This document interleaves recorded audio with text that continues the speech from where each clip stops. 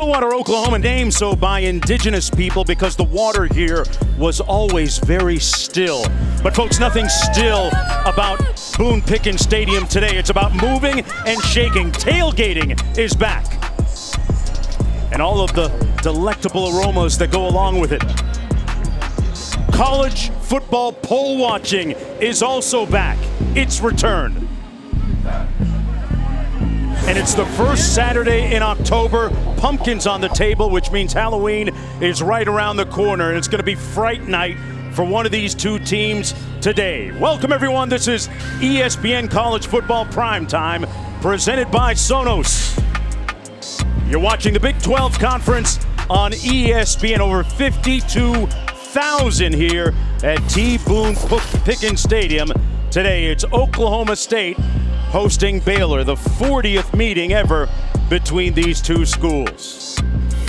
Hello, everybody. I'm Mark Jones, chopping it up with Heisman Trophy winner Robert Griffin III. Quint Kesnick down on the field, joining us in just a bit. What a terrific day, Robert, in college football. Alabama and Georgia have answered any questions that people might have had about their schools, and there's a lot of other teams with something to prove as well. Yeah, the upstarts didn't have a great day today, right? Arkansas and Ole Miss got it handed to them in those games. But when you look at Cincinnati, right, and how they go out there to Notre Dame and get a big win, Desmond Ridder, right, he might be on some Heisman lists now, you know, but it's just every week we get these teams that go out and prove that they are contenders or pretenders, and this is the theme of the weekend. Hey, this is one of 4 games featuring ranked teams going head-to-head. Both these teams, Robert, come in at 4-0, but both Oklahoma State and Baylor trying to prove the veracity and the validity of their respective 4-0 records, right? Correct. It's the theme of the weekend, pretender or contender. And these two teams both knocked off ranked opponents last week, and this week they come in ranked and they're trying to play 4 quarters of great football. So I think with this, we just have to see whether this atmosphere at Boone Pickens is going to be have an impact on this game, and can Baylor University come out here and show that they're for real. We're going to take a short break. When we come back, Quint Kesnick is going to talk about the 52,000 intimate fans you'll have right on top of them.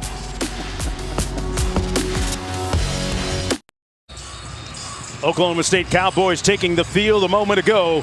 And this is the 40th edition of the Cowboys and the Bears as we go downstairs to Quint Kesnick. Mark, meet my people, the paddle people. The relentless noise here in Boone Pickens Stadium, the tightest sideline venue in college football. It's about 6 yards wide. The fans are omnipresent, breathing over the edge into the opponent's huddle. It's like the Thunderdome. These sidelines, they're hanging in huddles, looking at X's and O's.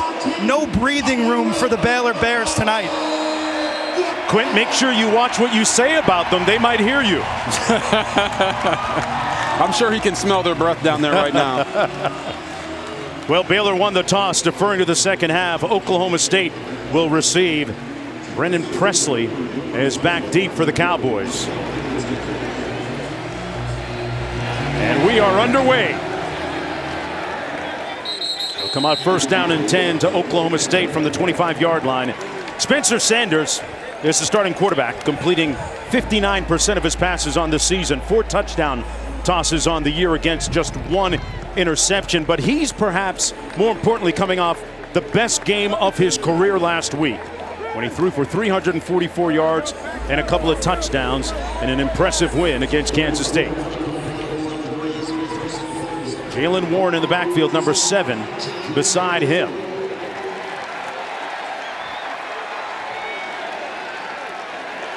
First and 10 from the 25 for Oklahoma State.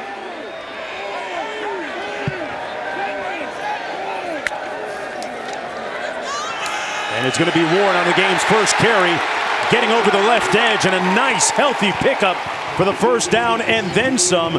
He picks up about 20. Got a nice block on the edge as well from Sills. Yeah, we just talked about who's quicker when we talk about these keys. Who's going to start fast in this game, because it could decide the outcome, right? If Baylor can take the crowd out of it, then the home field advantage doesn't matter. But the Pokes want to do what they just did right there and get some good runs. Solve the puzzle. Both of these defenses want to change the picture on the quarterback, and we'll talk more about that right after this. First and 10 from the 46. Sanders on the move, throws a dart complete for another first down to the 39 to Tay Martin, their top receiver. Robert? So as we're talking about solving the puzzles, both of the defenses want to change the picture on the quarterback, but both offenses are looking for that TNT, those explosive plays down the field when they get one-on-ones. I love what Oklahoma State's doing right now. They're going to run it again. This is Warren again. Broke one tackle, brought down for a gain of about 3 by Ashton Logan. It'll be 2nd down and 7. Warren, the transfer from Utah State, has been very productive for Oklahoma State in a season where they've had a lot of injuries at that position. He gets another carry and picks up about 3. Mike Gundy, the head coach, in his 17th year on the sidelines, and looks like he's trimmed that mullet a little bit, tightened it up, lined it up for this game. 4-0 coming in. He says that this team is unique because he really feels like they've overcome a bunch of early obstacles successfully. And a successful pass once again to Tay Martin. He's the big target for the day, right? Yes, Tay Martin is an NFL type of guy. Listen, he's only played in 2 games this year, and he's their leading receiver. That lets you know how much they want to get him the football. Cowboys going quickly here. Looking for the out and up. Sanders almost picked off by Christian Morgan at the goal line. A dangerous throw behind his intended receiver, Jalen Warren. Oklahoma State's been doing a really nice job of doing tempo to try to keep Baylor off balance. But right here, they fake the screen and get ready to throw it, and it looks like he's literally throwing it to Christian Morgan. Wow. You got to make that catch, brother, but I guess that's why he plays defense. 2nd down and 10. Just inside the 30-yard line, opening drive of the ball game for the Cowboys. Running between the tackles. Warren brought down about a yard shy of that first down. It'll be 3rd down and 1. Dave Aranda in his 2nd year on the sidelines as the head coach for Baylor. Last year in a pandemic situation, didn't see his team until August on the practice field, as Sanders will come up just a little bit short on the keeper. Robert, interesting call coming up here, 4th and short. You're at home, go for it, right? Don't kick this field goal right here. You can hear the crowd. They're telling him how they feel about the spot, but if he was to bring that field goal team out there, they'd be telling him how they feel about that mullet. Making a substitution on the offensive line. Hunter Anthony comes into the ball game, and Baylor making some counter subs.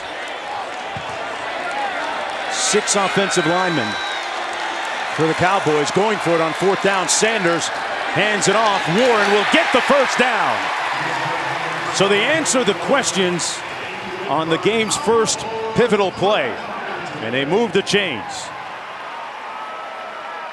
You see here, I don't think there was any secret to what they were going to be doing. They brought in 6 offensive linemen and said, we're running the football. They're trying to send a statement to Baylor right now that this is going to be a very physical football game.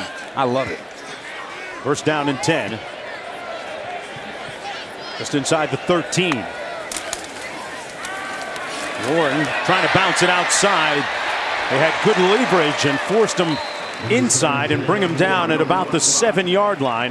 The tackle made by Matt Jones. Jalen Warren, great story, just 5'8", diminutive but extremely dynamic running the football game. Yes, and he's a Utah State transfer, and he wasn't even supposed to be the starter this year, but they've had so many injuries at the running back position that he was thrusted into that role, and boy, oh boy, has he answered. 387 yards rushing and 4 touchdowns on the year, and he's a guy that they really, really love. 2nd and 4, 11th play of the drive coming up for Oklahoma State. Sanders kept it and brought down right near the line of scrimmage. Ashton Logan wasn't buying. Logan, the former Arkansas State transfer. Right, you can see him. The quarterback makes the read. He gets outside leverage and forces him to come back inside. And I'm telling you right now, that's not what you want when you're playing quarterback. They fake the jet sweep. Warren keeps it. Touchdown, Oklahoma State.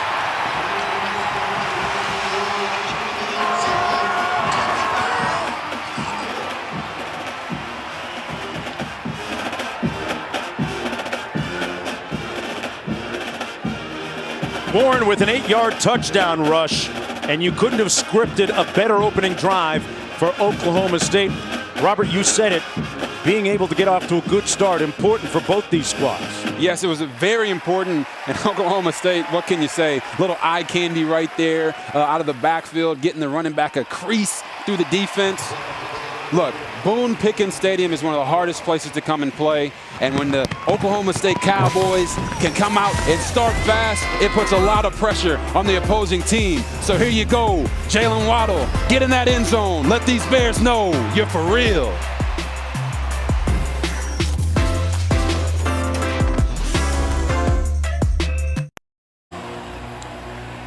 Welcome back, everyone, to T. Boone Pickens Stadium in Stillwater, Oklahoma. The Cowboys open up with a 12-play, 75-yard scoring drive using a little over 4 minutes on the clock and lead it 7-0. Mark Jones alongside Robert Griffin chopping it up with Quint Kessenich down to the field, and Baylor going to get its first hands on the football. Ebner, a dangerous kick returner, had a 98-yard return last week, but not this time. Takes it out to the 21-yard line, 1st and 10, as we take a look at tonight's first flag of the ball game.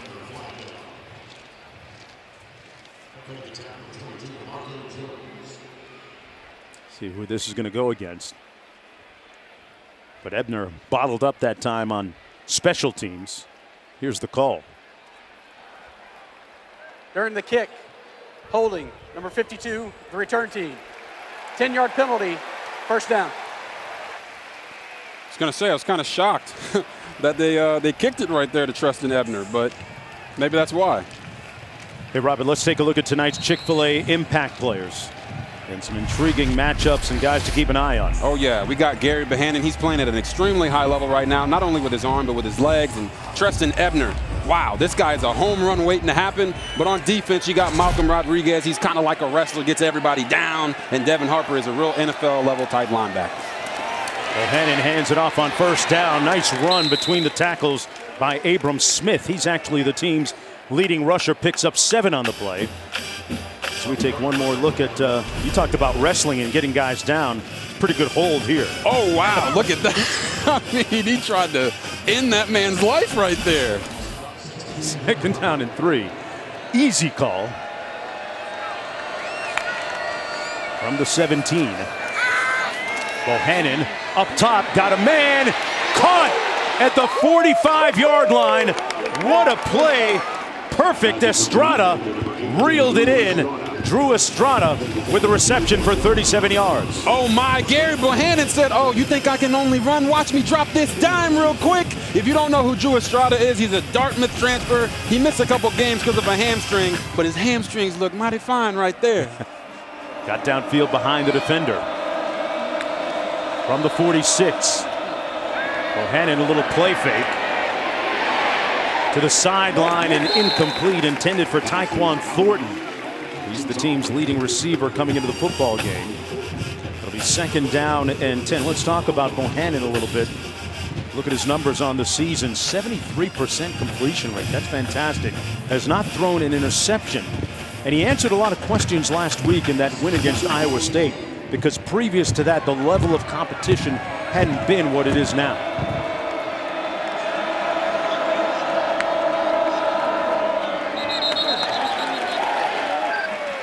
And another flag, our 2nd one of the game. False start, 76, offense. 5-yard penalty, 2nd down. Bohannon is 4-0 as a starter, and you have to love his story. The fact that he sat behind Charlie Brewer, the starter, for 3 seasons and waited his turn. Treston Ebner in the backfield. 2nd and 15. Trips to the bottom of the screen. Oklahoma State bringing some pressure. They got it off in time and incomplete. So it'll be 3rd and long coming up. You know, I've been watching Gary Bohannon for a really long time. I've been able to see him grow and develop over the years, and he talked with us about how he saw something that the team needed last year at the end of the year, and it was more vocal leadership from him. They had the same guys coming back, so what was going to be the difference? The difference is going to be in the work, and you've seen him put in the work. But right there on 2nd and 15, you saw Oklahoma State take a chance and bring some pressure, and Gary's got to do a great job of knowing where his hots are so they can stay ahead of the sticks. This is a tough one right here on 3rd and 15. They've been the #1 team on first down all season, but right now they're behind schedule, and they're going to be forced to call a timeout, it looks like here, with the play clock running down to 0. Dave Aranda wants to talk things over. Expired. First time out of the half, Baylor. They burned their first one of the ball game. 9:31 to go in the opening quarter. Back to Stillwater right after this. ESPN College Football Primetime is presented by Sonos. Experience game-changing sound made easy. Man, it's fantastic to celebrate Hispanic Latino Heritage Month. You look at some of the coaches with Latino blood and heritage. Manny Diaz, before that, Mario Cristobal. Manny Avalos at Boise State, at New Mexico. Danny Gonzalez right there. And Dave Aranda in our game, head coach of the Baylor Bears, talking to us earlier about how when he first saw Tom Flores, that gave him the inspiration as a younger man to know that there was a path available for people of his heritage and people that looked like him. 3rd and 15, little receiver screen pass, nowhere to go. The catch made by Estrada, but way short of that first down. He picked up about 4. So the Cowboy defense responds on 3rd and long.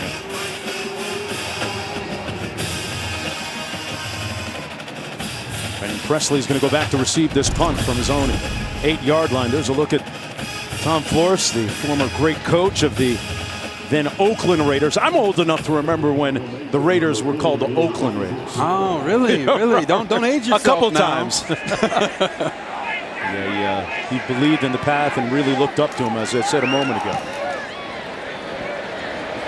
Fair catch called at the 12-yard line by Presley. It'll be 1st and 10 from there for Spencer Sanders and the offense. Dave Aranda's defense going to get on the field here, but we had a great visit with him a couple of days ago, Robert, and I really love the unique approach that he has with both us, the media, and with his players. It's a very spiritual type of approach, almost a holistic approach, coaching players' bodies as well as their minds. Yeah, Dave Aranda is, I call him Yoda. Look, he's the whispering dragon, all right? He's not the loudest person in the room, but he's still very dangerous. One of 6 Latino coaches, Hispanic coaches in college football. False start, number 67, offense. 5-yard penalty, first down.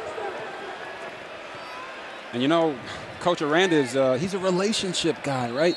He's a vibes guy. He can feel when things are off, and he wanted to make sure that this Baylor team was going to fit his personality. And I think we've seen that this far throughout the year, them being 4-0 already.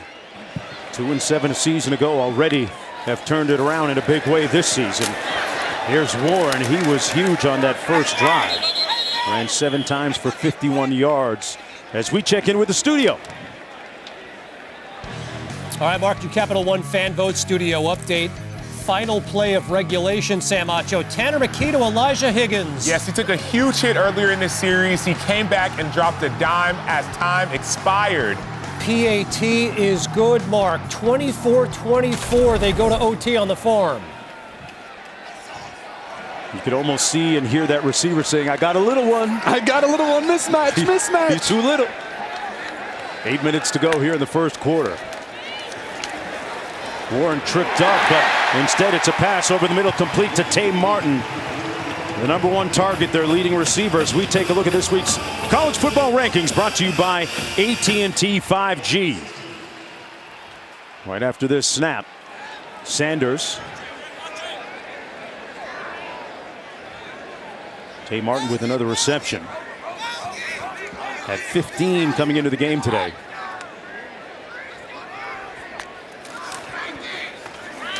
Sanders hands it off again to Warren, this time stopped up after a gain of about 2. Cole Maxwell making the tackle on the play.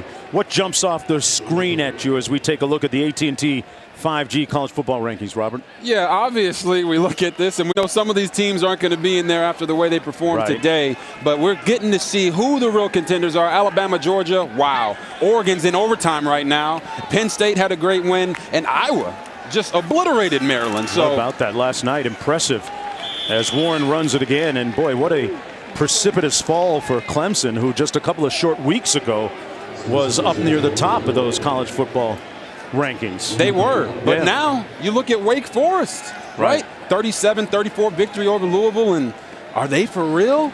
All they got to do is keep winning, as those Raiders say, right? Just win, baby. And as you see the struggles of the Oklahoma Sooners, maybe not as dominant in this conference as people thought they might have been.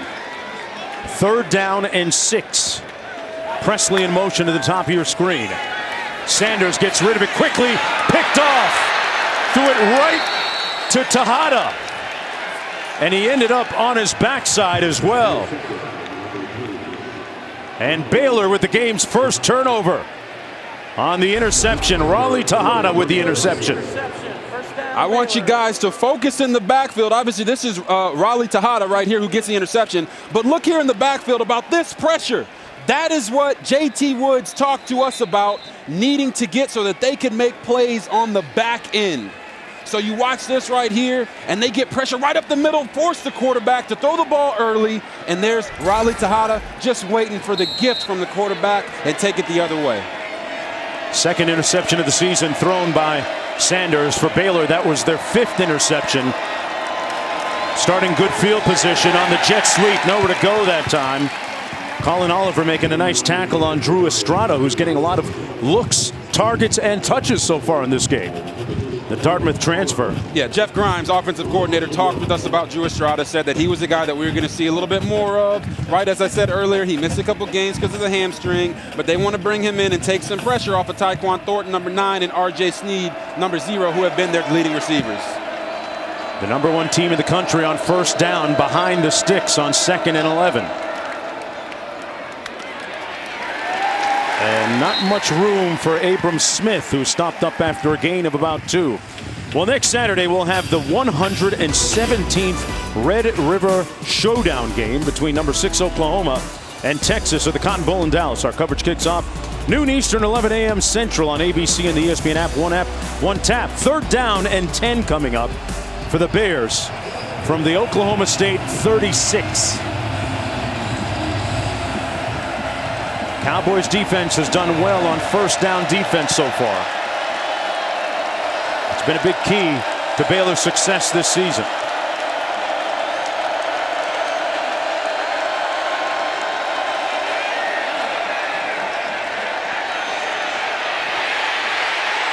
Bohannon sacked back at the 44. They got him.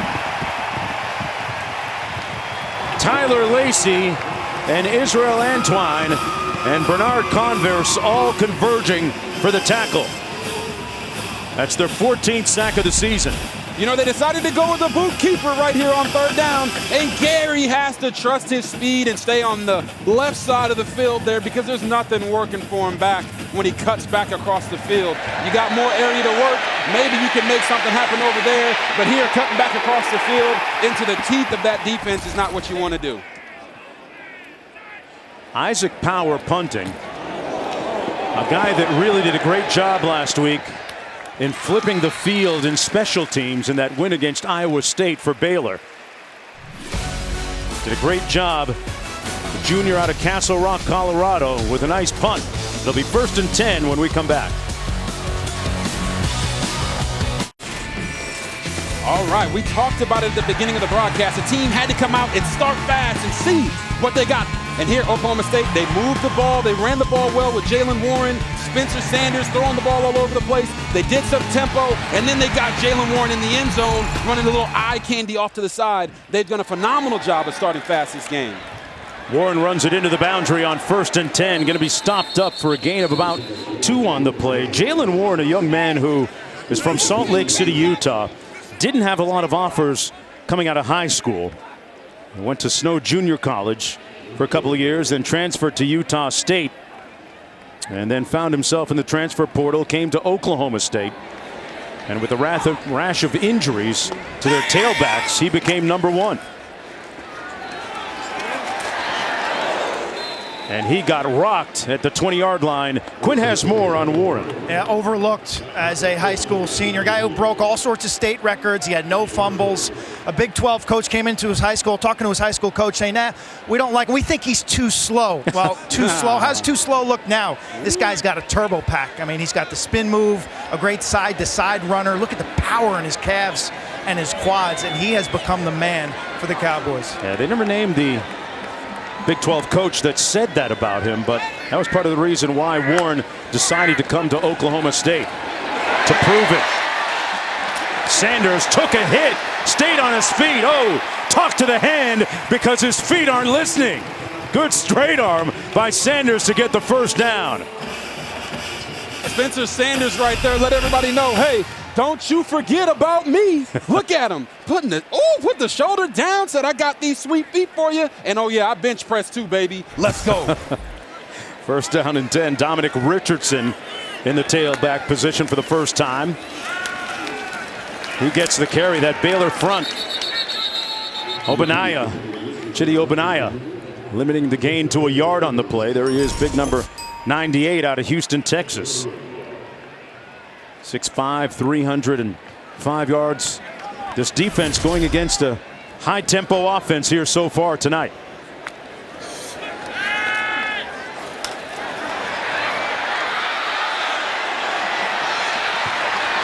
Sanders tiptoes out of bounds just shy of the 35. He's got about 2.5 yards to go for the first down. Third down coming up.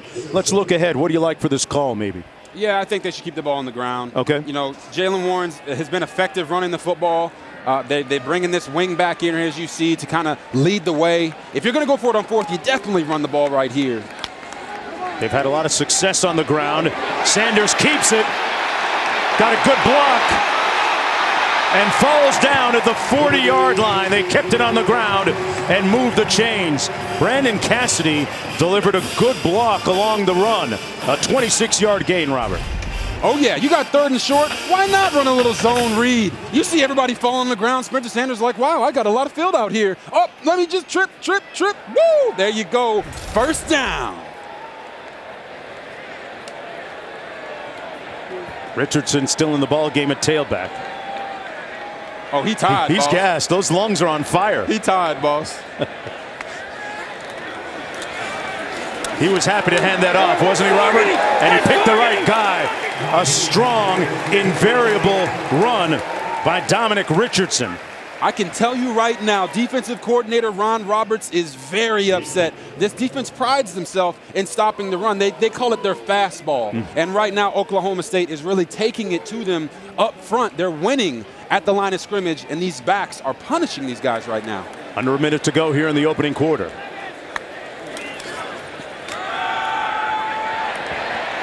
And another first down on the ground. Richardson doing the honors again. We've seen Warren and Richardson have a lot of success on the ground. He picked up 5.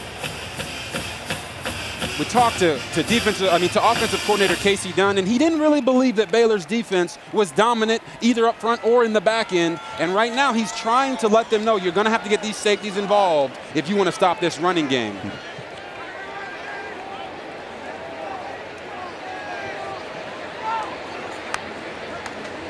Sanders going to hand it off again.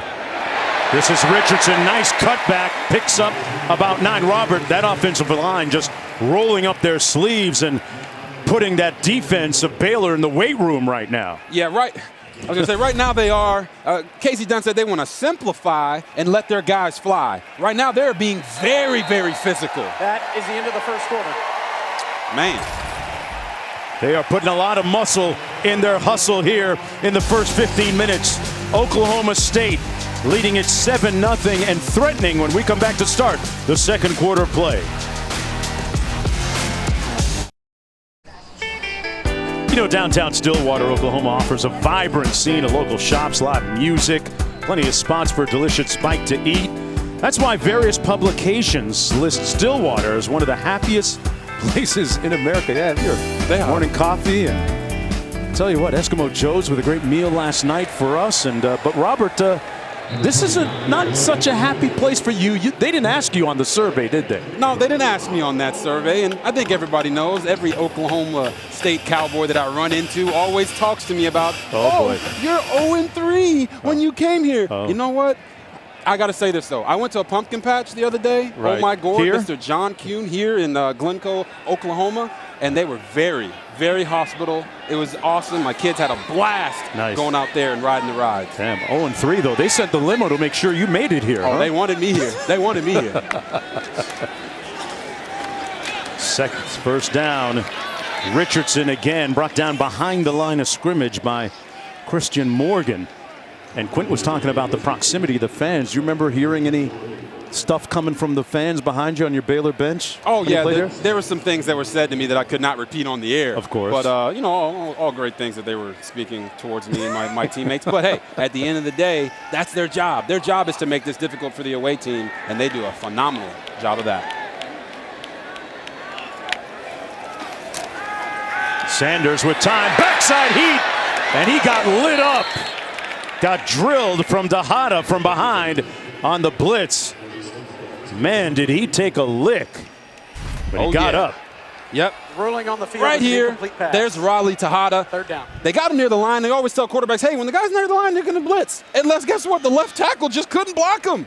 Raleigh Tejada's a track guy, so maybe that quick start really helped him get around that edge. That 10.600 meter speed being put to good use. 13th play of the drive coming up for Oklahoma State. Nose of the ball resting at the 18-yard line. You know, Jonesy, there's a couple times when I was here that we'd be drawing up a play on the sideline, and they would tell us, you can't run that play. That's how close they are. They can see what you're trying to do before you're trying to do it. But maybe you should have asked them first. Yeah, you know. They can draw it up for you. There's a lot of geniuses in the stands, right? Yeah. The fans always know what play we should run and who we should throw the ball to. Nobody's wrong. Interesting to note, though, that as you look at the Oklahoma State fans here at Boone Pickens Stadium, that Baylor's actually won 2 of the last 3 games here. So they have turned the trend around of late. Prior to that, Oklahoma State had a huge, long winning streak against the Bears. Of course, when you talk about your time here, Robert, this is kind of what it looked like back in 2008. Look at that film! Oh, drop, that drop. Oh, I have nightmares about that drop. Every Baylor fan has nightmares about that drop. Then we go to 2011. Obviously, this is our Heisman year. Kendall Wright, one of the greatest receivers in Baylor history, going out there making plays, right? We just couldn't get it done, man. These guys are too good. Sanders back, delivers, intercepted again. Number 22, J.T. Woods, a.k.a. the Heartbreak Kid, breaking hearts of quarterbacks around the country. Oh, I got to bring it back because HBK, J.T. Woods told us, you know, my favorite wrestler growing up was Shawn Michaels. And him and Graylin Arnold had a really good camp one year, and they started calling each other HBK. Okay. HBKs because, like you said, he's breaking the hearts of quarterbacks. So you can look right here, Mr. Sanders. He's going to throw this ball. Oh, no, why did I throw that? Baylor going the other way.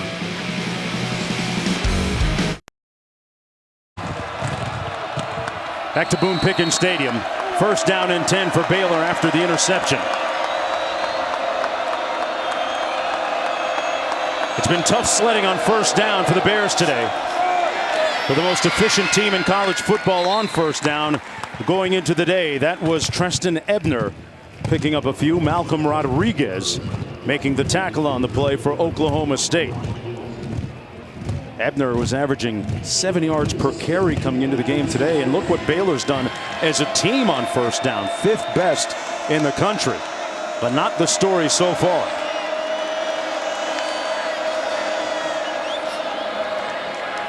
They try to hit that zone. He cut it back, Robert.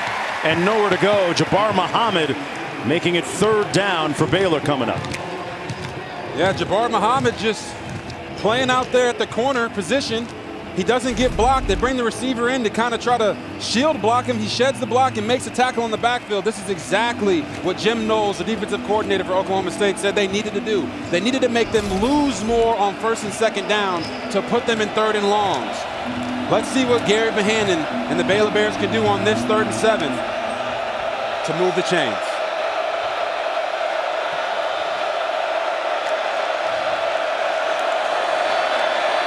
Gets rid of it quickly, pass complete to Thornton, but way short of the 1st down. Tyquan Short Thornton brought down immediately by Jarek Bernard Converse, and 3 and out for the Bears offense on that sequence. You know, being backed up there, obviously you would love to be able to move the chains and go down and march down the field and put some points on the board. But right now, Baylor's only got 11 plays. They haven't had an opportunity to get into a rhythm, and that's the first time we've even mentioned Tyquan Thornton's name, and he's been a big part of their offense all year. So we're seeing how big special teams will be in this game. Speaking of which, Isaac Power averaged 54 yards a punt last week in that win. Punts it all the way back to the 41, a 45-yard boot. Folks, anything in the air that long should have a movie on it. Oh. Back with more after this. Palo Alto, Acho, Tanner McKee to John Humphreys in overtime. Yes, in overtime, John Humphreys, bing, bing, bing, bing, like Plinko, he gets in the end zone. PAT would be good. One last gasp for Oregon. 4th and 8. Anthony Brown sideline to Micah Pittman, but he was out of bounds. Yes, all you need in college is 1 foot down. He got no feet down. Down goes Oregon. Huge loss for the Ducks, Mark, and the Pac-12. Yeah, Stanford improving to 2-1 in conference play, and boy, Robert, I really think that opens up the door a little bit more even for Cincinnati, a team that came up big again against a quality opponent on the road today. Talk about that as the evening progresses. On 1st and 10, Warren with another sprint, a marauding run for the 1st down. Well, Sunday NFL Countdown is hitting the road to take you live to Gillette Stadium for Tom Brady's return to Foxborough. He is? I hadn't heard that yet, Rob. Oh, not Plus, an exclusive one-on-one interview with Brady before he faces Bill Belichick. For the first time, it all kicks off tomorrow at 10 a.m. Eastern on ESPN. 2nd and 1 after that 9-yard run. Warren with nowhere to go. Man, he ran into some traffic with that hit. Big hit by Jalen Petrie to lead the way. J.T. Woods with an interception in on the stop as well. 3rd and 3. That was a bone-cracking hit right there by Jalen Petrie. He said, you know what? Coach Ron Roberts is over here chewing us out and everything. We got to go make a stand. All right, Jalen Warren, you're not running for any more yards, man. I don't know if that's going to happen. But I hope you liked my monologue. Loved it. I kind of felt what he was saying through you. 3rd and 3. Sanders found his receiver for the 1st down. Number 28, Blaine Green, one of a couple of true freshmen, Robert, that started early this year because of injuries at that wide receiver spot for Oklahoma State. Oklahoma State has seen a plethora of wide receivers playing. And I got to mention this. Blaine Green is actually a twin. His twin brother, Bryson Green, also plays on this team, and he's not playing today. But that's pretty cool. I always wish I had a twin. Are we sure it's really Blaine Green? Oh, that's a good one. You see where I'm going, right? On 1st and 10, little flea flicker action. Got a man wide open. Caught.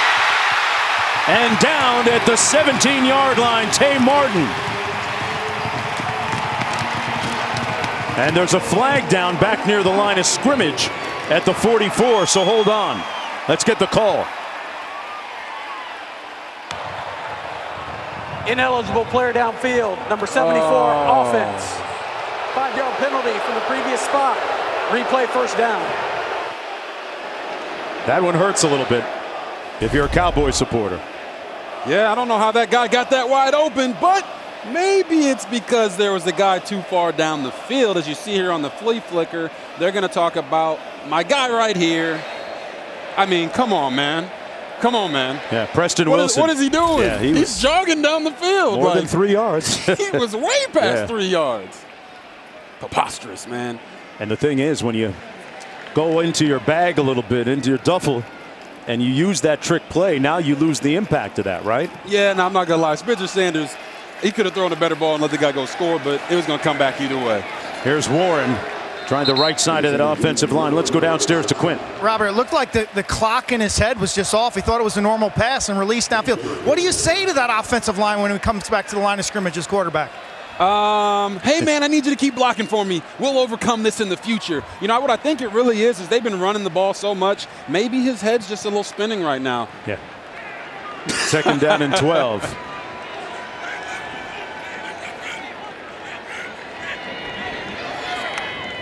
Presley in motion. Sanders, Presley makes the catch, got a man to beat, hit him with the sauce. Couple of moves down to the 40. Brendan Presley with a couple of nice shakes there, picked up 10. It'll be third and a manageable couple of yards to go. I mean, how fun is this, right? How fun of a game is this experience? This is why we love college football so much. We get the trick plays, we get the big plays, the big losses, and whatever it may be. I'm having a blast up here, Mark. This is awesome. I'm right there with you, partner. Third down. I formation. The good old-fashioned lead play, and nowhere to go. The intransigence of the Bears defense showing up as Matt Jones makes the stop. And it's fourth down, big-time play. Here you see Matt Jones, who is filling in for a guy who's a bona fide player, and Terrell Bernard, and he has, I think he's got about 8 tackles today. He's all over the field. Fourth down and 6.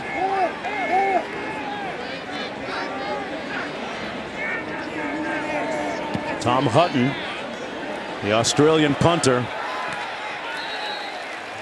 pins it inside the 10-yard line, 95 yards away for the Bears. Still trying to get on the scoreboard when we come back to Stillwater.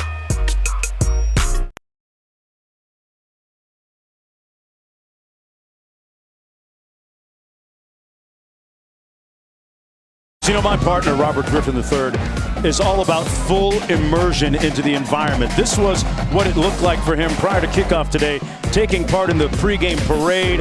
The team walked through, ran up on head coach Gundy, and coach is checking out your fit a little bit there, man. Hey, man, that might be the best looking hair right there combo that I've seen in a long time. Okay.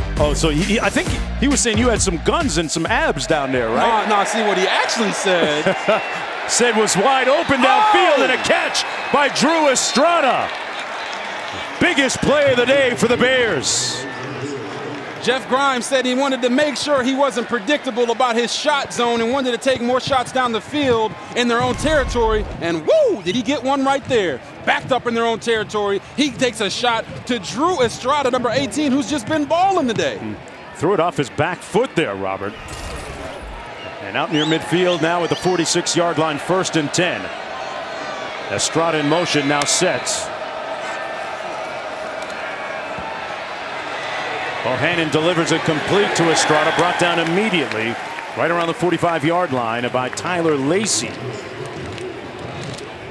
You know, we're talking about Gundy there, and what he was actually saying to me is, tell me. He said, hey, I truth. He said, I heard you had an extra year of eligibility, and if you wanted to come back, they're giving everybody extra years because of COVID and everything. Right. So why wouldn't you get one either?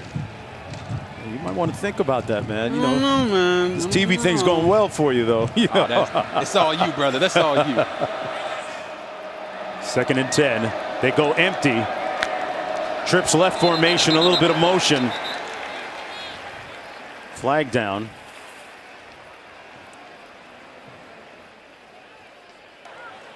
False start, number 65, offense. 5-yard penalty, 2nd down. 2nd down coming up after the penalty. So on a weekend when Oklahoma State is celebrating the 10th anniversary of their 2011 Big 12 championship team, how's your memory lane walk going so far here? You know, you got Brandon Weeden down there, right, looking like he's about 47 years old now. Okay. But, hey, at the end of the day, they were a great team. Brandon Weeden, Justin Blackman, Justin Gilbert, these guys were phenomenal. Great history here for Oklahoma State. The pass complete. Number 21, Josh Fleeks. Fleeks with his 7th reception of the season, picks up 14 as we approach 6 minutes to go. That 2011 team was pretty stacked. Yeah, you know, Jonesy, some guys, they feel real bitter towards teams that beat them in college. But what I can do is I just respect the fact of how good they were. They were the Big 12 champs. They were ranked number 3, and they gave it to us in that game. It made us a better team, and we finished the season strong.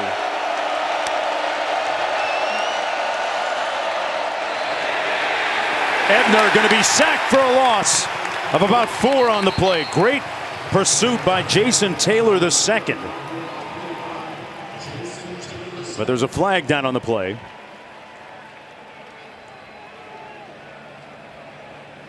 Haven't seen Baylor get that zone, that stretch zone in rhythm yet, Robert. Talk about that a little bit after this announcement, after this call.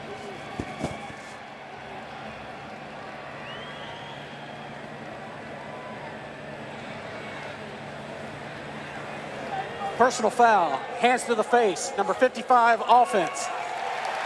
That penalty is declined. 4th down.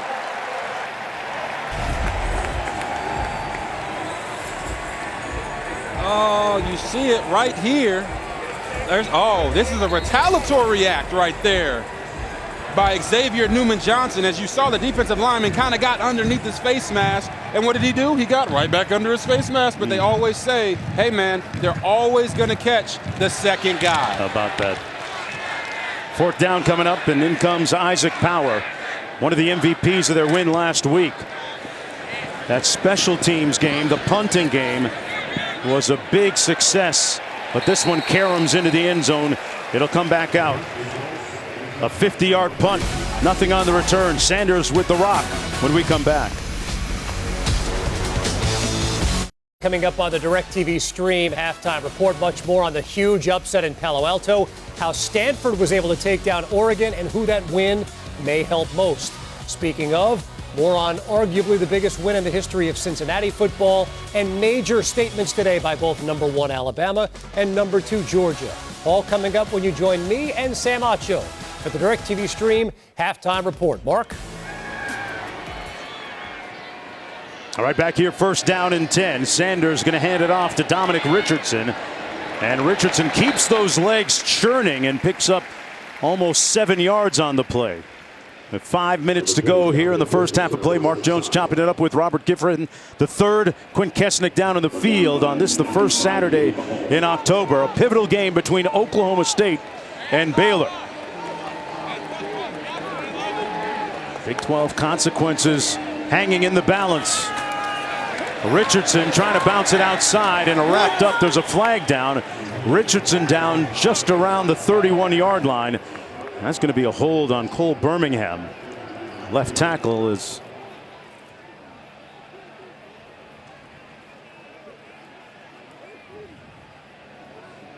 Robert. We talked about whoever gets off quicker would have a better chance of winning. Holding, number 67, offense. 10-yard penalty from the previous spot. 2nd down. Hasn't seemed to help either team right now, though. You tell me. It hasn't, but Oklahoma State went out first drive, put 7 points on the board. As you see Cole Birmingham here get the holding call on the run. But we also talked about changing the picture, right, and solving the puzzle of the defense. But because Oklahoma State's been going so fast, Baylor has been forced to line up in what they're going to play and haven't been able to change that picture. They got to stop the run and put Oklahoma State in bad situations so that they won't feel so free to go fast. Sanders hands it off again. Richardson hard running and a big-time tackle.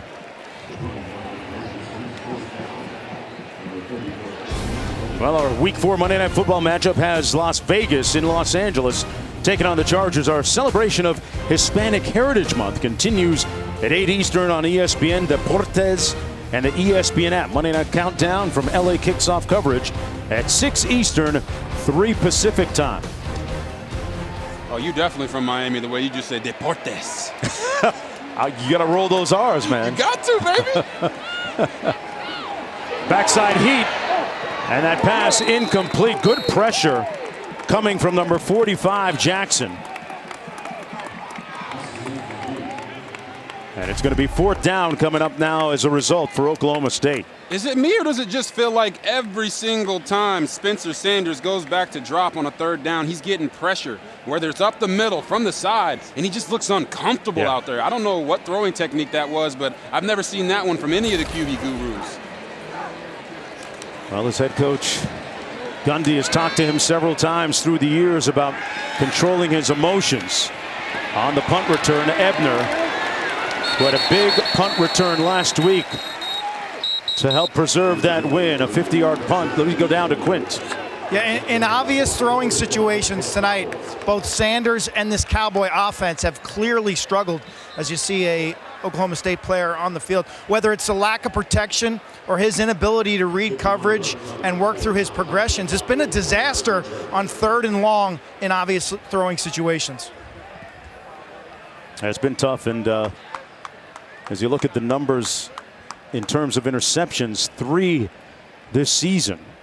And coming into the game, he'd only thrown 1. You know, Mike Gundy told Sanders last year, I remember when we had them, said, hey, listen, you need to forget about the fan in the 6th row who's yelling, I can do better, and just focus on staying in the moment and keeping your emotions in check. And Robert, you play the position, especially here, that's a little harder than what it sounds like, right? Yeah, it's much harder than it sounds. But Casey Dunn talked about how Spencer Sanders is an emotional guy. When he plays well, you're going to know it.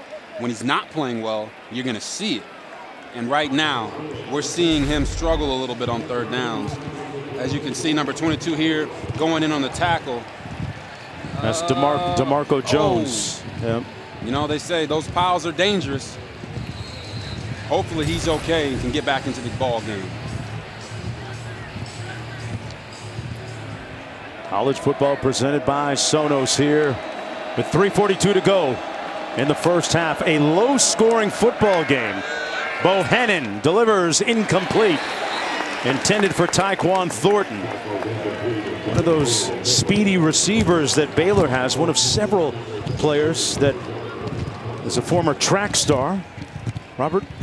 Yeah. Some people might not know that you ran 400 hurdles at Baylor, right? Hey, man, it's not about me. These guys, Tyquan, he's a fast guy right there. That was a little bit of both of him and the quarterback. Put a little tighter to his body, give him a chance to run with it. But Tyquan, you got an HBO right there. Help a brother out and make that catch. 3:38 to go. Smith in the backfield on 2nd and 10. Smith takes it into the boundary. There's that zone play, but picks up only about 2. Antwine, a weight room legend here at Oklahoma State, making the tackle on the play. There he is, number 95.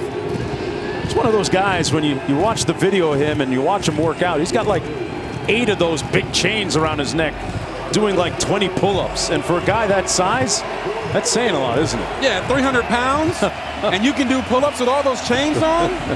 But he's also a great football player. He's not just a guy that can do it in the weight room. He's doing it on the field as well.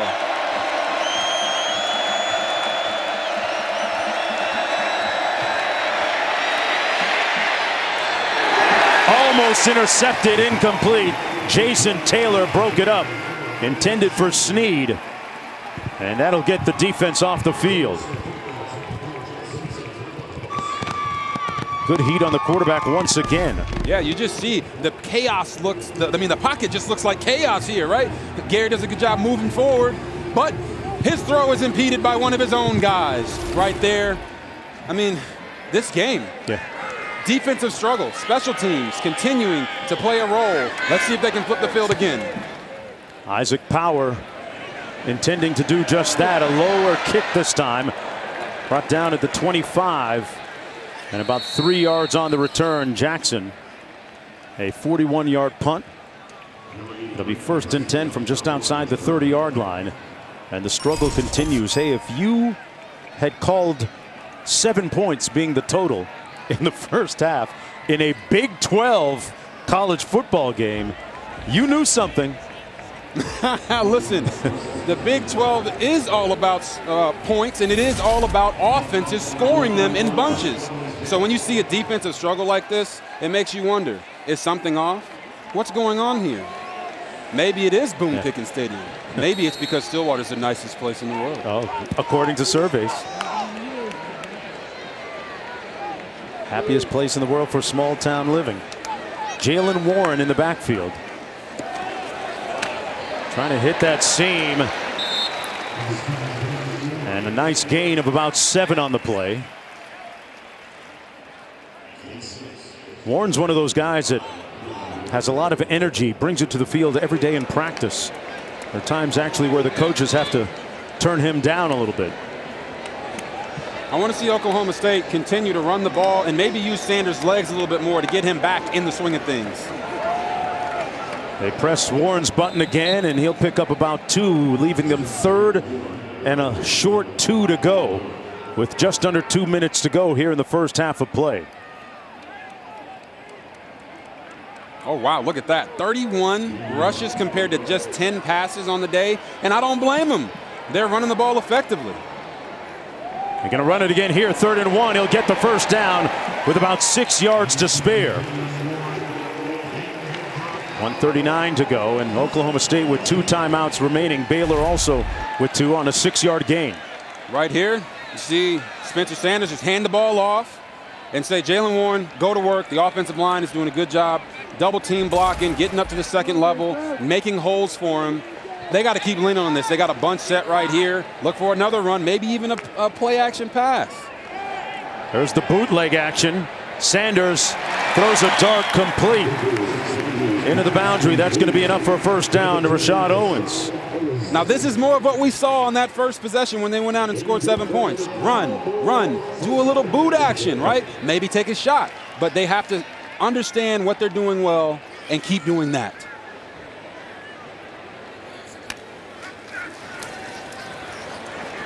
Run a little option. Oh, Sanders with nice little shake. Got him with a little bit of the sauce that time to pick up 12. Yes, and you can see here, this is what Spencer Sanders needs. When you're throwing the ball and you're not really seeing the field that way, sometimes you got to get out there and make it get jiggy with it. Under a minute to go. Looking a little bit winded after that run.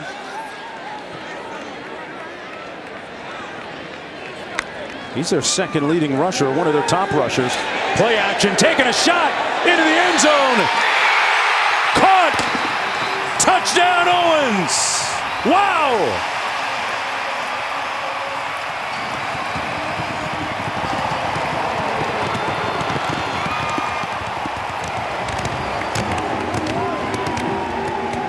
You know, Jones is just something about that number 10, right? That number 10 just makes you feel good on the inside. And I don't know if Casey Dunn can hear us right now, but we talked about run the ball, maybe do some boot actions and take a shot over the top. And that's exactly what they did right there to perfection. What a throw by Spencer Sanders. And it could be just because he got his juices flowing again, running the ball a little bit. Rashad Owens, meanwhile, with his first touchdown catch of the season and the first of his career. Start to get his groove back on that drive. Spencer Sanders. You know, it's like sometimes when you're playing basketball and they say, hey, man, his shot's off a little bit. Let's get him a free throw. Get to the line, make that first free throw, and then everything starts to fall for you. Great analogy. Knocks through the extra point. 36 seconds to go in the first half. Spencer Sanders dropped it right in the basket. They said I can't throw the ball. Look at this. He throws it way over the top. Pistol Pete's right there. This gentleman right here is putting his hands up in the air. He doesn't know, is it a score? Is it not a score? But guess what? When you wear that number 10, sometimes you levitate and you get both feet in. Great presence of mind to go up in traffic and come down with it like that. And a great reaction from quarterback Spencer Sanders, who talked to us earlier about being more proficient on the deep ball. That's exactly what he did on that pass. Right there, I could feel him take a deep breath and say, I know I can do this. Great throw by him. Excellent execution from the offense. And now it's time for the Baylor Bears to respond because Oklahoma State is rolling.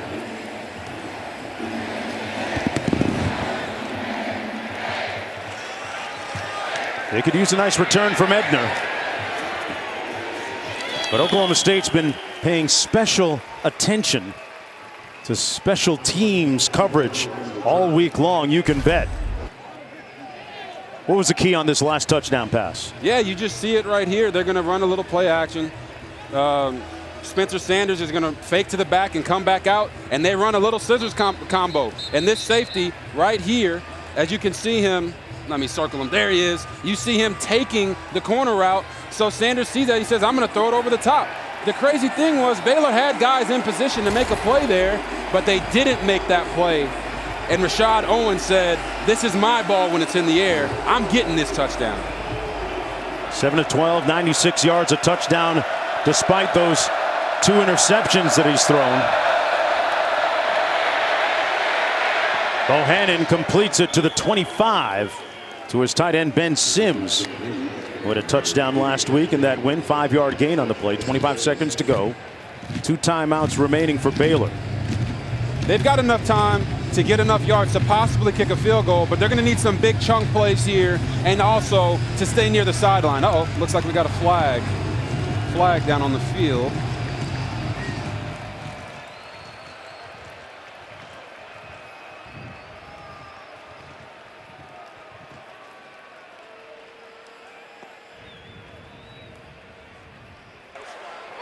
Illegal touching on the ineligible receiver, number 86 of the offense.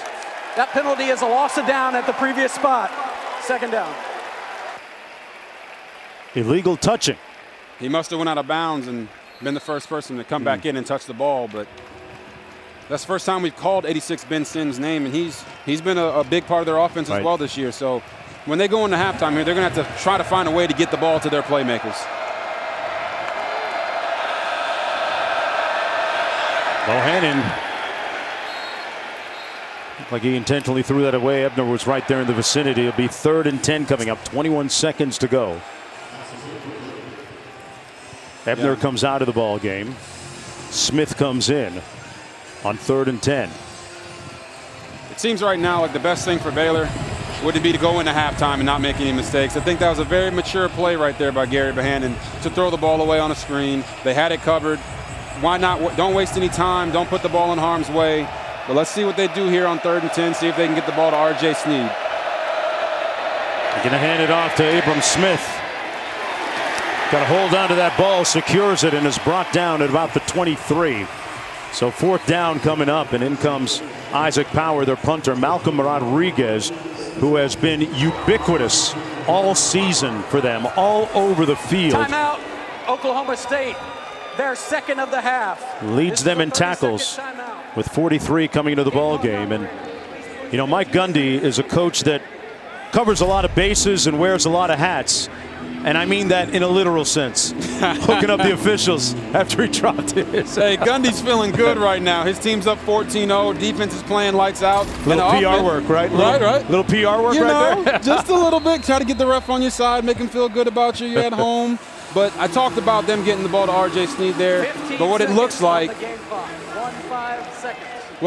is Baylor is content on going into halftime down 14-0 and resetting and trying to come back out and really just awaken their team on all sides. Defense has been very opportunistic, but the offense has to figure out a way to score here in Boone Pickens Stadium.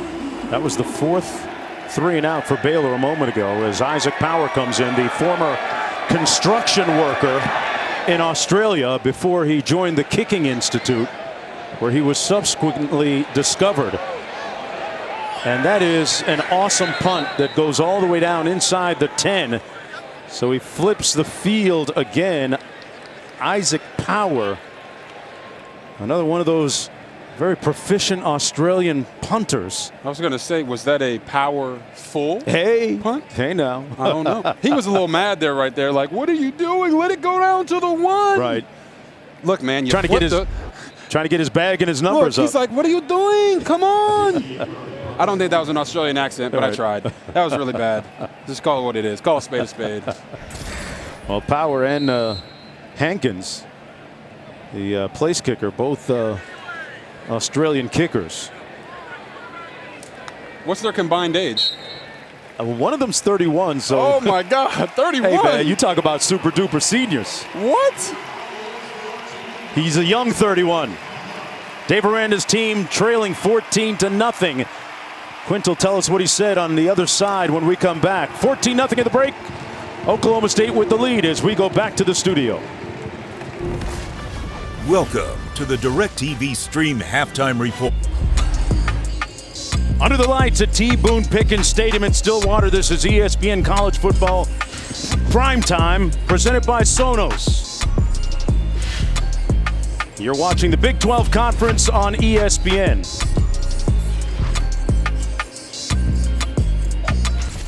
Now we'll take you from plan to play, brought to you by Northwestern Mutual.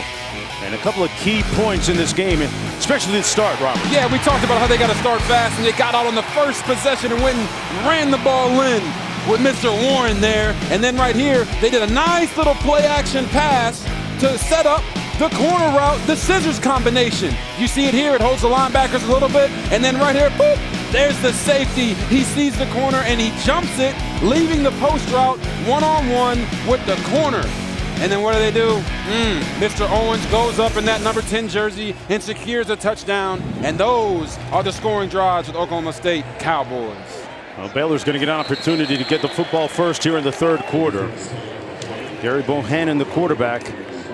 7 touchdown passes against 0 interceptions coming into the football game today, but it hasn't quite gone his way. Robert, as you and I were chopping it up during the break, we talked about them being able to take some deep shots, a little bit more Tyquan Thornton in our life, right? Exactly. We want to see them get the ball to their playmakers. Tyquan Thornton, R.J. Sneed, they're not getting them involved in the game plan, and because of that, you see their offense is starting to stall. So I actually, aside from the throws, I want to see them get Gary more involved in the running game. Okay. He's a very physical runner, and if they want to get back to that number 6 ranked rushing attack, they're going to have to use him. Well, here he goes, taking it off. Dialed up his own number, took out his do-it-yourself kit, and close to a first down. Flanagan making the tackle. Kent?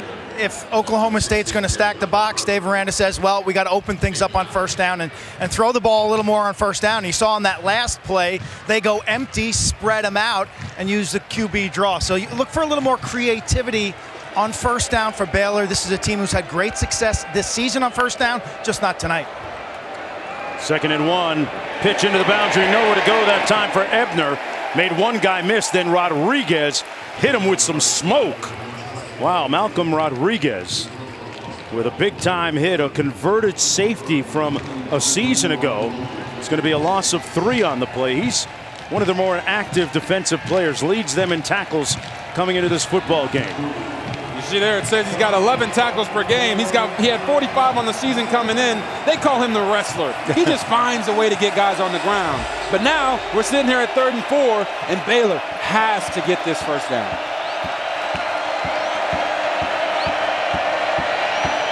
Bohannon on the bootleg is going to get the first down with about 4 yards to spare.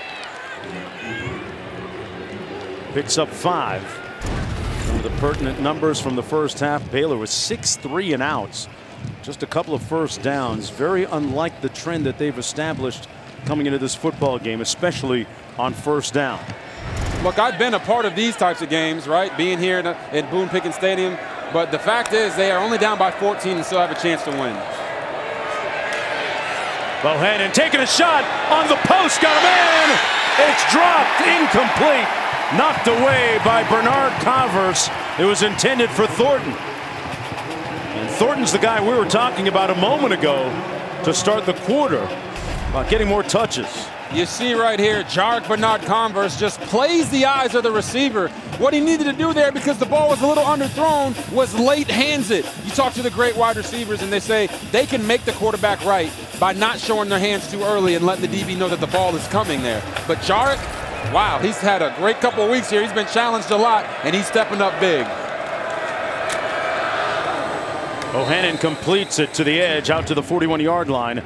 That's a backup tight end, Drake Dabney, with his 3rd reception of the season. Picks up 4 on the play.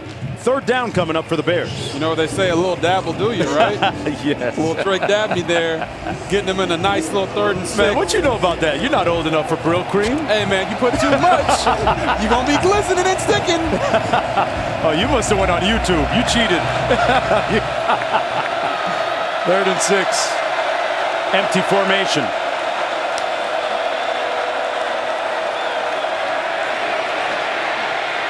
Bohannon will lunge, and it looks like he got enough for the first down. Let's see where they spot it.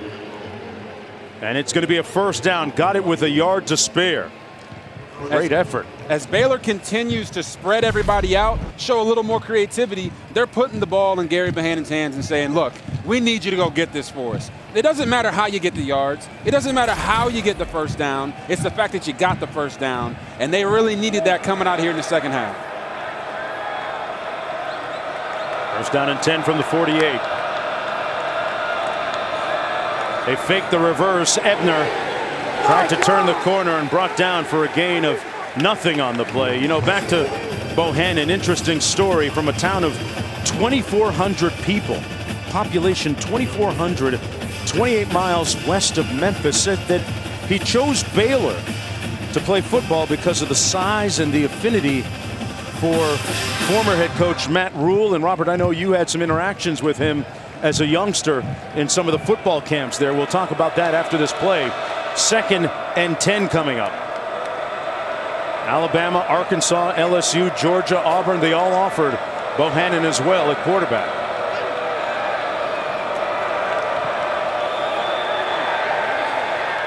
And we got a whistle.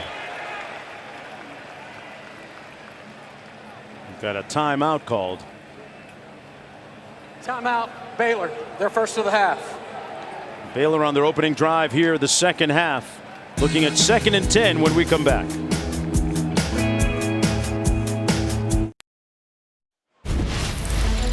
know, there's been a litany of coaches that have gone through the doors at Baylor. Going back last several years, Jim Grobe, 2016. Matt Rule taking over before leaving for the NFL. And now Dave Aranda took over last year, went 2-7, but on a great track right now. A predetermined quarterback run, and Bohannon keeps it. Picks up about 3 on the play. Devin Harper making the stop. There's a look at the chronology of it all. Jim Grobe, Matt Rule, and then Dave Aranda presently, but there's a bigger story behind that.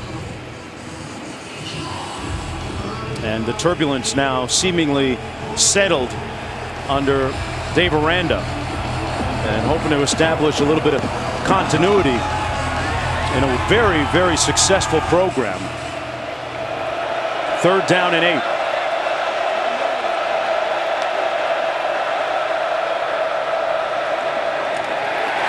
And nowhere to go that time for Treston Ebner. Got a yard, 4th down, and that's where the drive dies for the Bears on the 49-yard line of Oklahoma State. Good tackle by Devin Harper. You could tell there with the run selection right there, they were obviously going to try to go for it on 4th down if they could get more positive yards on that 3rd down carry. They didn't. Oklahoma State kind of stuffed them after a 1-yard gain, so they're going to have to punt the ball. But it was an encouraging drive from the Baylor Bears. They moved the ball a little bit, and maybe they have found a recipe to success with running Bohannon to get more opportunities and more downs moving forward. This is going to be the 7th punt of the night for Isaac Power. Flag False down. start, number 19, offense. 5-yard penalty, 4th down. So that'll push it back a little bit. Isaac Power, talked about him being a former construction worker in Australia before joining the Kicking Institute in Australia. Seems like you can just log on to their website and get a very good kicker now these days. That punt out of bounds just inside the 20-yard line. Both these teams coming in at 4-0, both coming off of pivotal wins a week ago. Baylor taking on Iowa State. Interesting to note, Robert, that they scored on their first 3 drives of the ball game. And yes, that really set the tone for them. It really did, and they were on fire, honestly. In the second half, they got shut down a little bit, and it seems like it's carrying over to this game. But with Oklahoma State, they had a ranked opponent in Kansas State, and they went out, and they won a game and upset Kansas State there. So you're kind of wondering, like, who's real, who's not, who's playing well, who's not playing well. And right now, Oklahoma State is leading this ball game because they're executing their plan better than the Baylor Bears. Baylor missing a key player on defense as Oklahoma State runs it for a gain of 3. Would be remiss, Robert, if we didn't mention the absence of Terrell Bernard, who's one of their more dynamic players defensively, right? Oh, he's a guy. And whenever you're missing him out there on that field, it can have an impact on your defense. 2nd and 7. It's going to be Warren again, putting his hat down and running into Dylan Doyle. It'll be 3rd down coming up now after the gain of 3. And the missing of Terrell Bernard is not to say that Matt Jones, number 52, isn't a good player.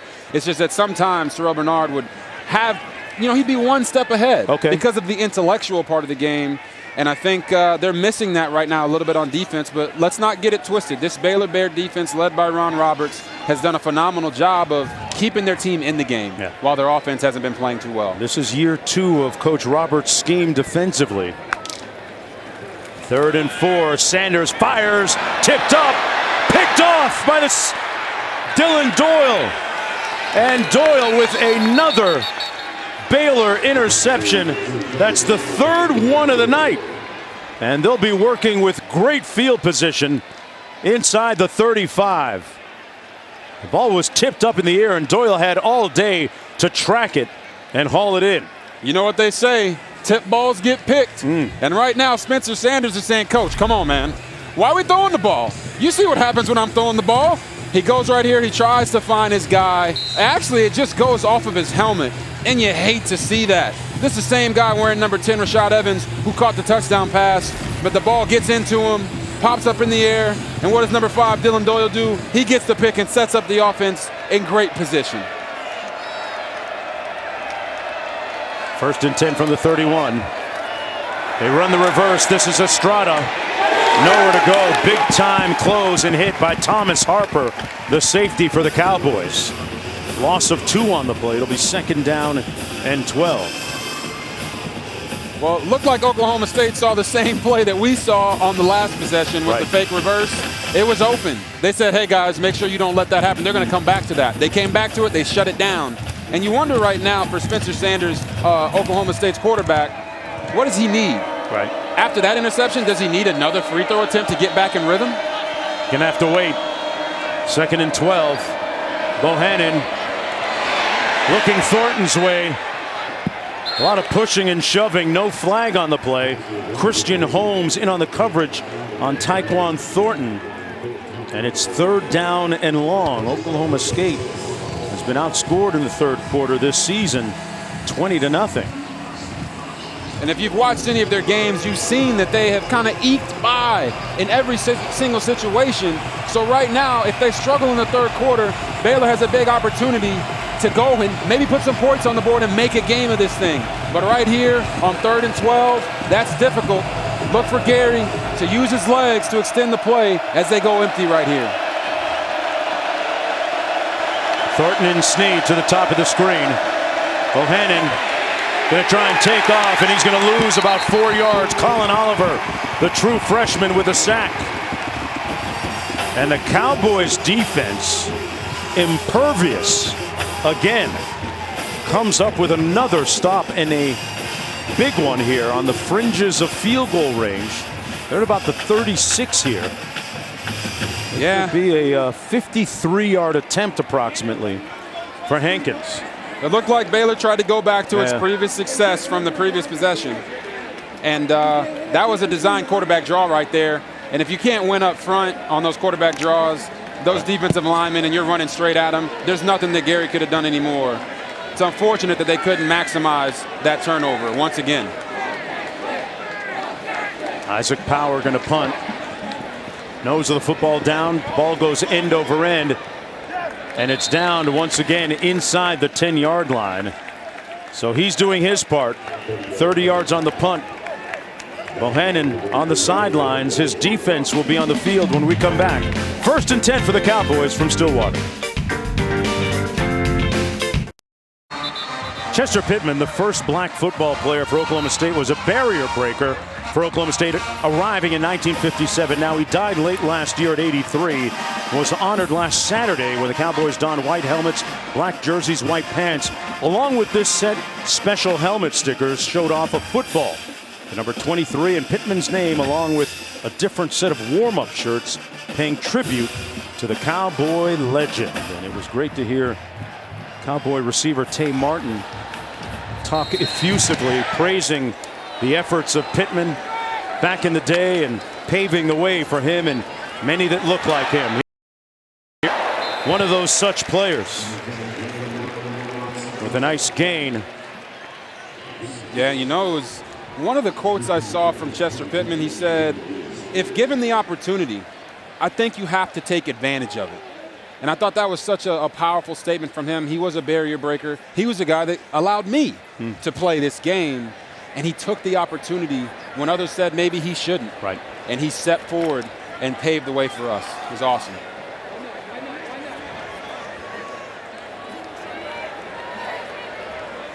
Second and 4.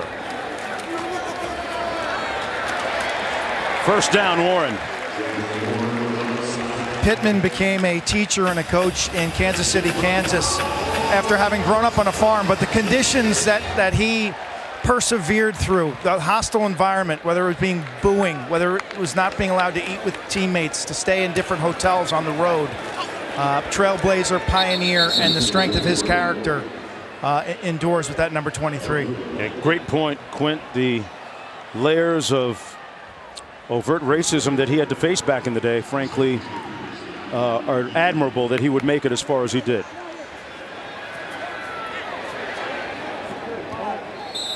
Incomplete. Second down and 10, now third and 10. To Quint's point, I read that Chester Pittman had to sleep in an empty dorm on a black college campus in Arkansas because he wasn't permitted to stay with his white teammates at a road game. And he's just like, man, that's just unthinkable that he had to deal with such things as he was breaking down barriers for players everywhere.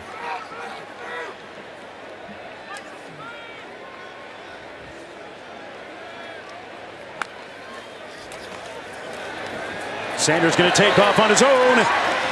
Made one guy miss, made a couple tacklers miss. The ball came loose, but he was already down, and he's going to be stopped up short after that 8-yard scamper. And the Baylor Bears defense gets a win there by coming off the field again.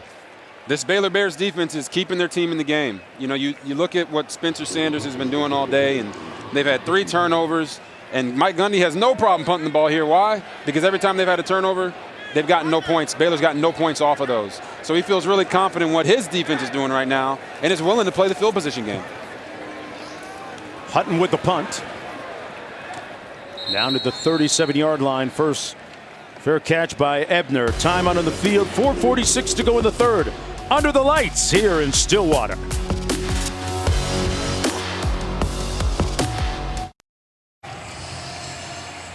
Next Saturday, we'll have the 117th Red River Showdown game between number 6 Oklahoma and Texas at the Cotton Bowl in Dallas. Our coverage kicks off at noon Eastern, 11 a.m. Central on ABC, the ESPN app, one tap. Robert, I've called that game a couple of times, and what a great scene it usually is and was at the old fairgrounds in Texas. Here we go on 1st and 10. This is Estrada. Falls forward. That's going to be a gain of about 7 yards on the play. Jabbar Muhammad making the stop. You know what I love? I love the deep fried cookie dough that they sell there. The deep fried cookie dough. Man, just hearing that makes me want to go do a workout. Big Tex, man. They say in Texas everything is bigger. Hey, man. Red River rivalry. Texas OU next week on ABC. Part of the big picture here in the Big 12. Bohannon scrambling, throws a dart, and it's going to be ruled incomplete. Intended for Estrada. So 3rd and 2 coming up. You see here, he almost makes that catch and tries to get the knee in. But Baylor, R.J. Sneed, leading receiver, no catches. Treston Ebner, one of their leading receivers out of the backfield, no catches. Tyreek Thornton, 1 catch for 4 yards. They said they needed to establish their fastball, and right now they're struggling.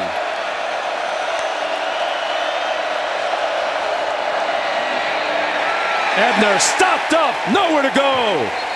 He hit a stone-cold wall. On 3rd and 2, Devin Harper led the charge.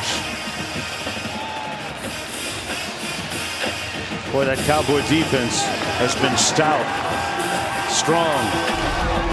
4th down. We always talk about winning at the point of attack, and you can see here that Baylor's offensive line is getting pushed 2-3 yards into the backfield, and that is not what they want when you're trying to run the football. And they're going to go for it here, Robert. They have to. It's 4th and 2. If anything, try to get them to jump off sides. But you got to let your team know you're trying to win the game. Bohannon the toss. 1st down and then some. They gas the defense. And he's off. Smith looked at his wrist and got time today. Wow, what a run by Abram Smith on 4th down. 55 yards in a bolt across the Oklahoma plains. Now I told you guys, Coach Aranda, he's Yoda, right? He's the whispering dragon. He whispered to his guys, hey, we're going to go for it on 4th down. He does a nice toss play to Abram Smith, and that might have been one of the biggest plays in the game to get them back in this bad boy. They lacerated that defensive front with their blocking screen to bring them loose. And you watch this right here. We always talk about receivers catching the ball, but R.J. Snead said, you said I can't block. He does a nice job of giving him just enough time. And what does Abram Smith do? He runs through that Oklahoma State defense like a tornado, baby. Wow. That was convincing, and they, in one 55-yard swoop of a run, come to within 7 points. Talk about needing a big score and scoring the way they did. Look at their 4th down conversion rate on the season, 90%. That one might be the biggest one so far this year for the Bears. Oh yeah, and Abram Smith just had his career long. What perfect timing, right? A forever kind of moment to have your longest career run in a big time showdown rivalry game of 2 top 25 ranked teams. 4 plays, 63 yards. They used up a $132, and big man getting his river dance on. I'm not sure what that was. It wasn't the gritty or the smeeze. And it certainly, Studio Man, was not the running man. Studio. All right, guys, your AT&T 5G studio update. Mississippi State now up 2 scores on Texas A&M. Will Rogers to Mekhi Polk. Yeah, Will Rogers. The defender slips, Polk gets the touchdown, he gets the reward, he stays up. Second connection of the day between the two. Mississippi in front 24-13, guys. All right, back here. A nervous bit of energy, tangible and palpable here at Boone Pickens Stadium. Sanders trying to regain his form and poise. Throws a dart complete at the 46-yard line to Tay Martin. A 21-yard pickup and a 1st down. Hey, that's a very familiar NFL scheme I just saw there. They ran a dagger combination, running the inside slot guy through the inside safety and running the 18 to 20-yard dig by Tay Martin. Beautiful throw by Spencer Sanders. Sanders moving quickly again, but this time stopped up front. He's going to lose about 3 yards. Cole Maxwell making the tackle on the play. Well, this season, along with their contributions to university's general scholarship funds, for every field goal and extra point made, Allstate will also be donating to the American Red Cross to help with disaster relief efforts. Thank you, Allstate. Sanders complete. Martin on the move, and another 1st down at the 33-yard line for the Cowboys. Tay Martin last year, the Washington State transfer, now fully acclimated at Oklahoma State and holding his left arm. There's also a flag down on the play. Yeah, and if you're wondering why Tay Martin was so open, it's because they ran a quick tempo play right there. No one was guarding him. Spencer Sanders saw that, got him the ball in a hurry, and that was the result. Substitution infraction on the defense. 12 men on the field. That penalty is declined. The result of the play is a 1st down. Well, they couldn't even cover him with an extra man out there, Robert. I know that's actually a good line. And what they say, right, Spencer Sanders, as bad as he has played at times today, that was big time by him, seeing that Tay Martin was uncovered and that the defense was misaligned with 12 guys on the field. Got his presence of mind back. 23-yard gain on the play. Warren in the backfield. Sanders on the RPO, and he's going to throw it away wisely, using good discernment that time. You think Sanders has his flow back after that last interception? It just feels like, he gets into a flow and then boom, something bad happens. Gets into a flow, boom, something bad happens. Right now, he does appear to be in a flow, and I know for the Oklahoma State fans, they hope that it stays that way. 2nd and 10, Cassidy in motion. They run the zone stretch play, and Warren trying to hit it up inside and nowhere to go. Petrie making the tackle, a short gain on the play. 3rd down coming up for Oklahoma State, up by 7 points, under 2 minutes to go here in the 3rd quarter. Both these teams ranked in the top 25. Both these teams undefeated at 4-0 coming in. Sanders taking a shot. Martin caught. Complete inside the 10. Wow, what a catch. Martin contorting his body to come up with the grab. Tay Martin is just one of those guys that they tried to double him here and he still beat the coverage. Look at that. Warren on the run, stopped up at the 5 by Dylan Doyle. When we talked to defensive coordinator for Baylor, Ron Roberts, he said they were going to always try to keep this guy, Tay Martin, bracketed. And you can see there's 2 guys there, and Riley Tejada tries to funnel him to the safety, but man, sometimes you just can't stop the big number 1. He is an NFL-type player. Guy that certainly is playing much better than he did last year. Under a minute to go. Warren down to the 1-yard line.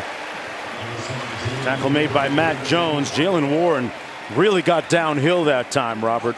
Yes, he did. And just to go back to that catch, right? We talked about Spencer Sanders and is he back in his right state of mind and presence of mind? But how about the presence of mind for Tay Martin to not only contort his body, make that catch, but do the toe drag swag right there on the sideline. Okay. Oh, that was beautiful. Took out the whole package on that play. 3rd and goal.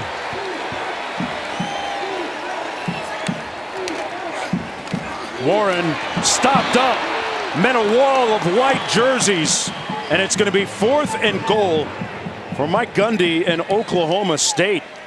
Wow, big time surge in the middle. JT Woods, Mr. Heartbreak Kid, one of the first ones to arrive there, and that's going to be the last play of the 3rd quarter. This is the end of the 3rd quarter. 45 minutes in the books. And we see here we got Oklahoma State driving down the field and Tay Martin with the, ooh, Tay slide, baby. We see you now.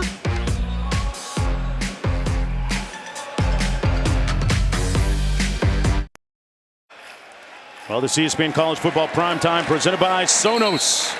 Tanner Brown in to attempt a field goal now. Should be a relative chip shot from the left hash. And he knocks it through to make it 17-7 on the 20-yard field goal.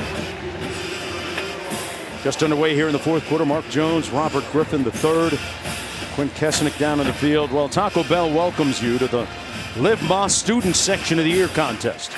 Use hashtag Student Section Sauce to get the committee's attention, and go to ESPN.com/Taco Bell to see how your school can compete. Got some live ones here today.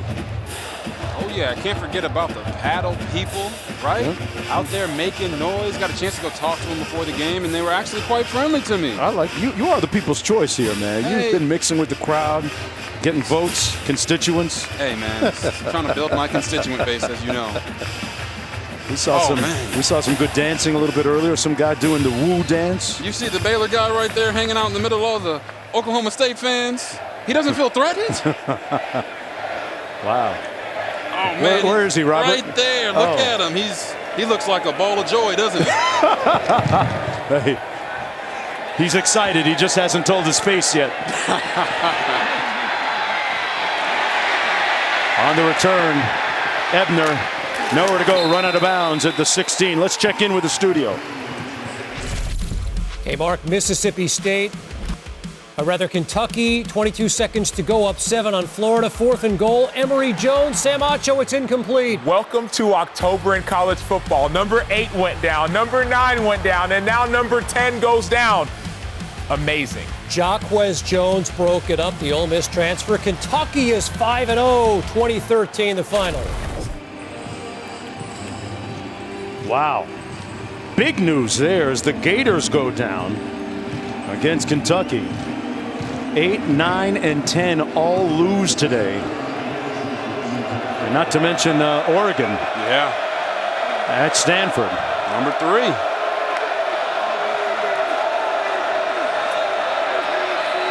Taking a shot up top, Bohannon. Picked off into coverage, but there's a flag down. They might have whistled it.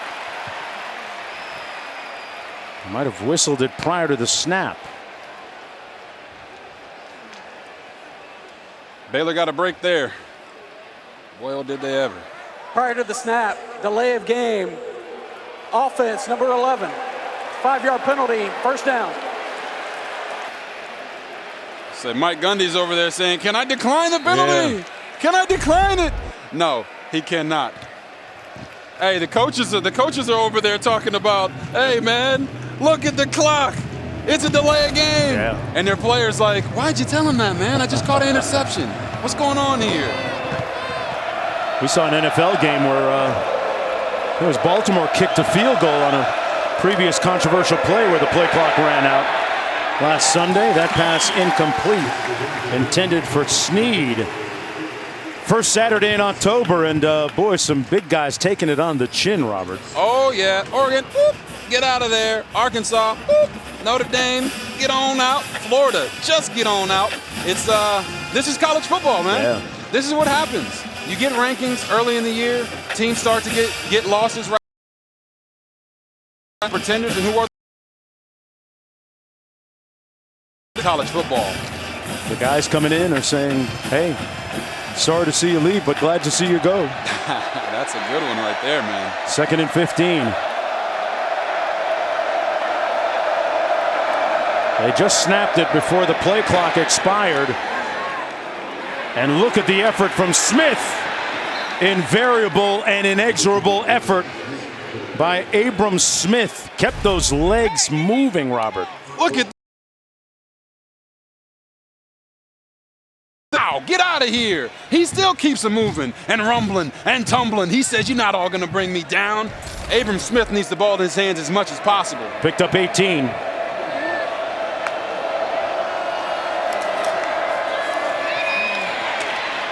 Boy, some hard. Taylor lowered his hat. Gain of 6 on the play by Ebner. 14 minutes to go in the 4th quarter. 10-point lead for Oklahoma State. Mike Gundy told us earlier this week that this team is unique. He really senses that more than some previous teams, this team really digs each other. They like each other. A little pressure off the edge. Bohannon taking a shot. Got a man. Caught by Thornton. First down, Bears.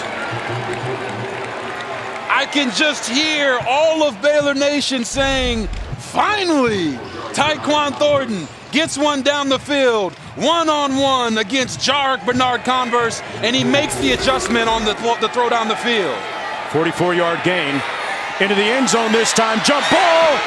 Incomplete, intended for Snead, but there's a flag on the play. Bernard-Converse in on the coverage on R.J. Snead. Oh, they're definitely going to call offensive pass interference. Receiver there, pushed off right at the last second.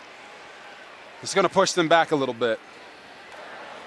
Pass interference, number 24, defense. Oh! 15-yard penalty from the previous spot. Look at that. Automatic first down. Okay. Hey, man. Hey, sometimes we're wrong. Right here, they called it on Jarek Bernard-Converse. Oh, okay, I see it now. It was actually a push the other way. So what do you say? Now Baylor's got an opportunity here. Yeah, I mean, I can see it both ways there. First and goal from the 6. But there's only one way that counts, and the ref called it against the defense. Bohannon going to take off. Got a block. And is brought down at about the 2-yard line. He had Abram Smith leading the way, but Malcolm Rodriguez limits that gain to just 4 and keeps him out of the end zone. Rodriguez has been a catalyst with his game-changing plays the last couple of years. Listen, I've been here at Boone Pickens Stadium in these situations in the goal line. And Oklahoma State, in those years, did a phenomenal job of keeping us out of the end zone. Let's see if this Baylor team can get the ball in and make a game out of this one in the 4th quarter. Second and goal, Smith. Hit, stopped. Boy, Mason Cobbs really hit. A 1-yard gain. It'll be 3rd down and goal. Tell you what, Big 12 defenses sometimes face scrutiny and criticism, but these two defenses doing a nice job today. Oh, they're the real deal. They're mixing it up. They're playing physical. They're out there hitting.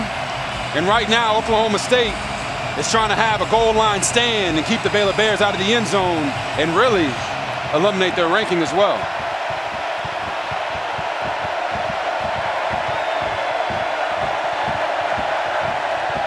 Bohannon got in, touchdown, Bears score. Gary Bohannon presses his own button and calls his own number. And that's his 5th rushing touchdown of the season, the 8th of his career, and Baylor pulls closer. Gary Bohannon and the Baylor Bears said, hey, we might be in the same old stadium, but this ain't the same Baylor Bears. And they do a great job of getting the ball in the end zone there. And now we've got a tight one. Right after this extra point, it could be 17-14. And they are trying to get that mojo. You call it Uncle Mojo. He's in the end zone. They're trying to get it back on their side. Man, we could be in for an interesting finish here.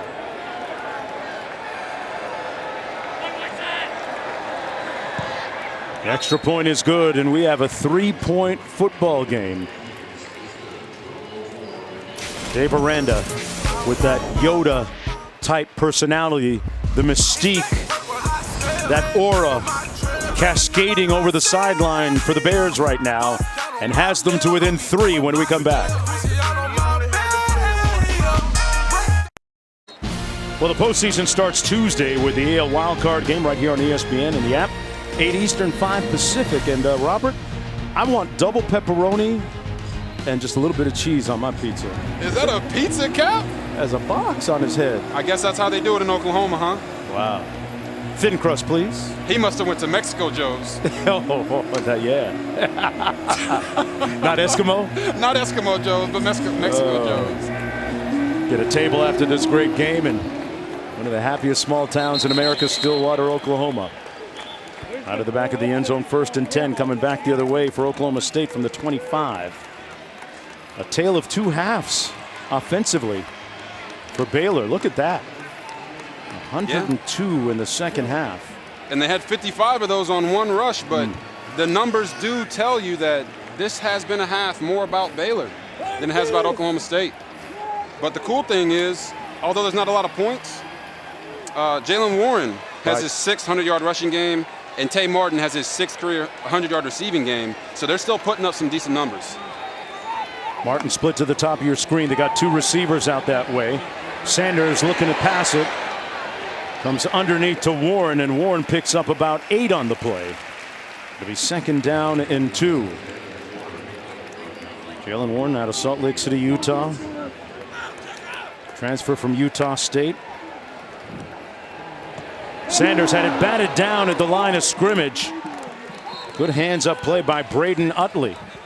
It'll be 2nd down and 10. You know what they say sometimes for the big fellas up front? Hey, if you can't get to the quarterback, at least throw a hand up and try to knock it down. And sometimes tip balls get picked like we saw earlier in the game. That one beautifully just falls right to the ground. Utley out of Huntington Beach, California. 3rd and 3. I would not be surprised if they tried to get the ball to Tay Martin here. Inside receiver to the bottom of your screen there. They're going to hand it off.